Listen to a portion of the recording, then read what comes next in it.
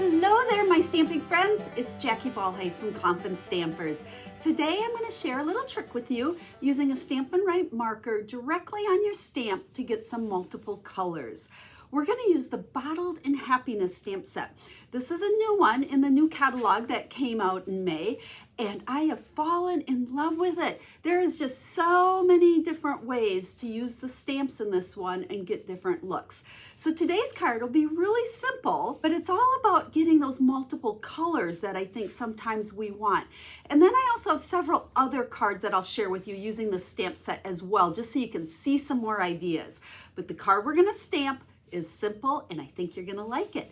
You ready to get started? Oh, quickly, before I flip the camera down, just a reminder, I have a corresponding blog post that will go with this video.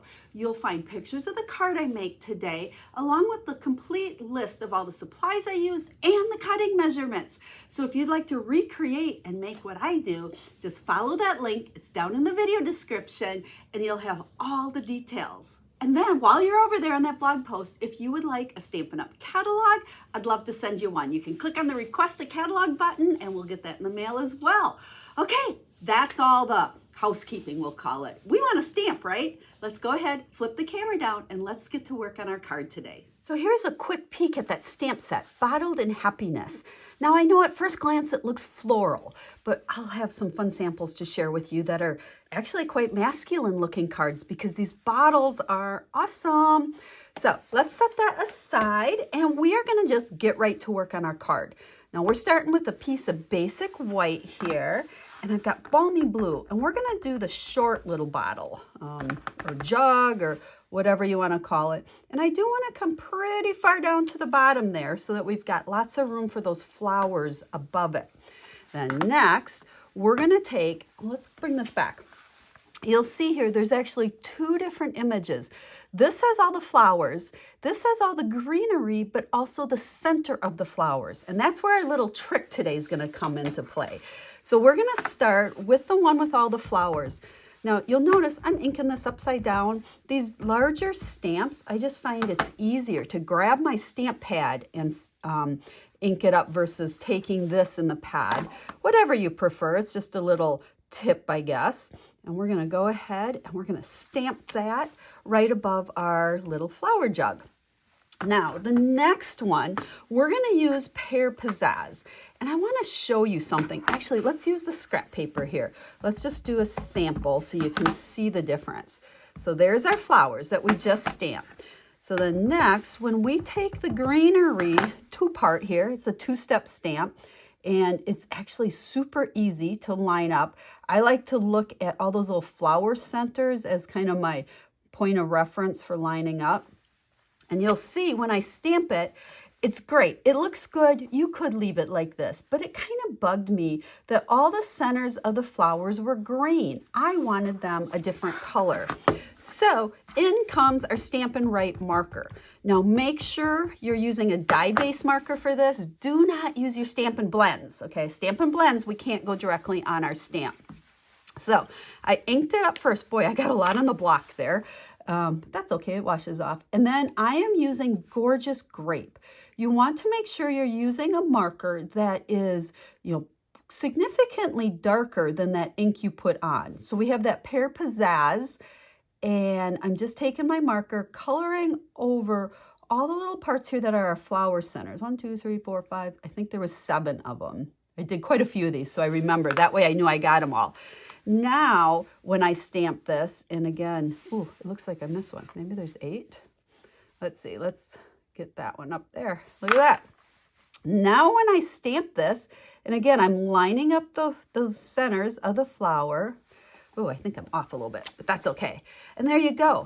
So you can see how now I have the darker Gorgeous Grape color kind of, overrode that Pear Pizzazz on that green, even though the stamp was all originally inked in green. But now my flower centers look better.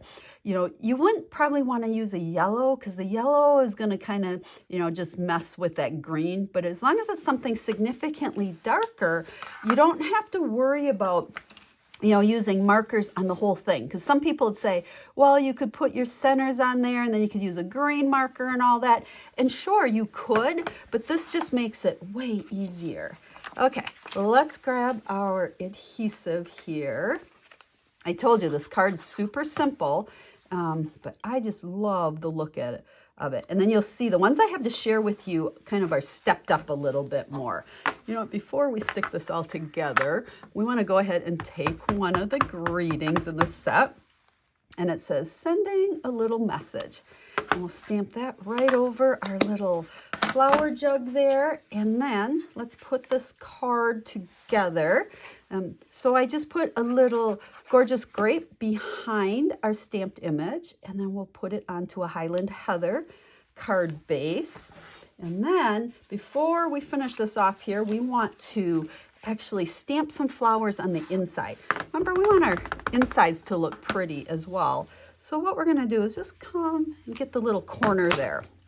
And so now you actually get to see. And see, I do it both ways. That time I'm tapping it before I flipped it. Whatever works. No right or wrong. I don't know. We probably don't need all of these because we're on the corner. But you can see how inked it again in that pear pizzazz, and then did the gorgeous grape. And there we go. So now we have a little bit of design for the inside. Plenty of room to write a nice message and send off some happy mail. So stick that there. Now, like I said, we're keeping this one pretty simple. Actually, at this point, it's just a zip card, stamps, ink, and paper. Oops, I got marker on me. You guys, I am the sloppiest stamper. I always have lots of ink on my hands. Looks like we got a little boo-boo there too.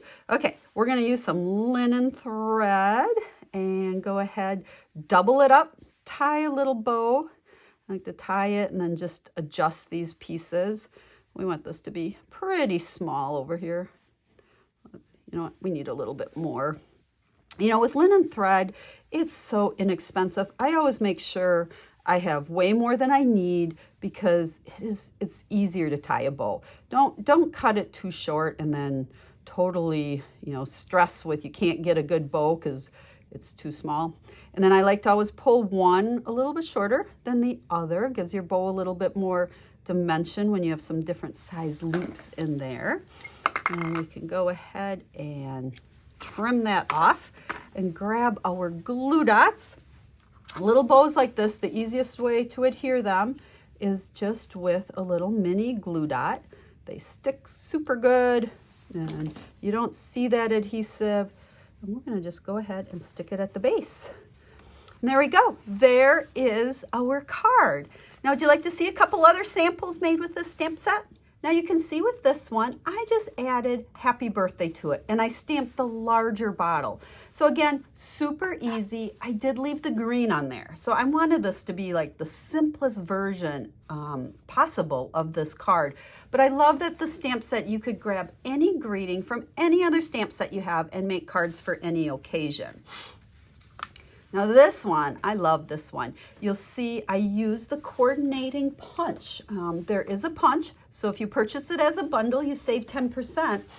And I punched it out so I could raise it up on dimensionals, and then I just fussy cut this part. And there you can see we got the gorgeous grape in the center. Added a greeting, added a couple rhinestones, a little embossing, and it really jazzes up that card. This one, very similar to what we made today. There's that bow, but here you can see I just used a label die and one of the other greetings on there. So it just shows how, you can do so many different things so easily with those same stamps. Now let's switch and look at some more masculine looking cards. These are the ones I had fun with. So here's the greenery. That's a stamp in there. And I just grabbed a thank you and super, super simple. Again, I started simple and then kind of started playing around a little bit more. Actually, none of these are hard. I shouldn't use that word. There's just more to them. So here you can see we started with the greenery and then I stamped 2 of the bottles, punched them out. I made a couple of the little corks. That's a stamp as well. And I fussy cut it. And then the labels I fussy cut as well. So there's easy images to fussy cut. In all honesty, if You know, if you don't mind fussy cutting, that bottle is super easy to fussy cut as well. And you can see how we've got the two different colors on there because there is the outline piece that goes, you know, just down the left and the right to really give that stamp some dimension. Here, I just stamped the Let's Get Into the Spirit several times randomly across the background. And then there's our little bottle that says, why not?